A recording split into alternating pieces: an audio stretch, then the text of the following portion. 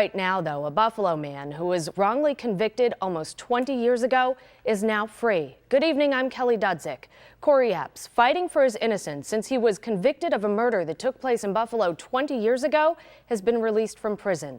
The district attorney agreed that new credible evidence has surfaced to indicate that Epps was not the triggerman in a fatal shooting back in 1997. Dave McKinley was there when Epps officially became a free man. Just before 10 o'clock this morning, Cory Epps, donned in jail garb and shackled, was led into a courtroom where he then listened as a judge uttered the words he'd waited 20 years to hear. The judgment of conviction of Mr. Cory Epps is hereby vacated. The indictment is dismissed. Thank you, Your Honor.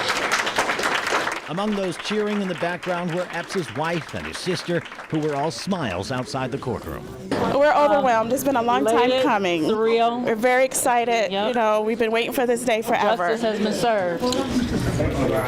But freedom would have to wait a few more hours for paperwork to be completed until 12:29 p.m. when Cory Epps emerged through a side door of the Erie County Holding Center and into the arms of friends and family who mobbed him with hugs and kisses. Y'all see that? Oh my God!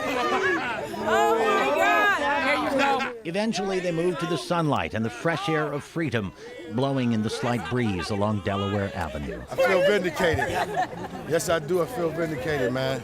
He's 46 now, a far cry from that dark day when, as a 26-year-old with a bag over his head, he was hauled off to jail for a murder, that of Tamika Means, shot while sitting in a car on the east side in 1997. The only eyewitness was a passenger who eventually fingered Epps off a police sketch. While he served time in prison, his case caught the attention of lawyers from the New York City-based Exoneration Initiative. This was a one-witness identification case. Zero corroboration. Largely circumstantial. Even back then, the trial judge at sentencing had expressed grave concern about the quality of the evidence and the strength of that conviction. But even that would not have been enough to have led to this day. But just recently discovered evidence and a new witness were. The information that the new witness provided clearly showed that someone else is potentially responsible for this murder. But neither Epps' lawyers, we're not at liberty to talk about it, nor his family, At this time, we can't disclose what that information was. nor the DA. I'm sorry, I can't tell you that. We'll say what it is, only that. Well, I can't show you the photograph of the individual who we believe is responsible for this. The photograph of him and Cory Epps are eerily similar, like twins similar. The individual who we now believe responsible is in jail on another homicide for 25 to life. Despite what happened to him, Epps did not seem bitter, just relieved to hold his 2-year-old granddaughter. This is what my hard work for. This is what I strive for. You know what I mean? To get back home to my family. And to build a future, which will include working to exonerate others.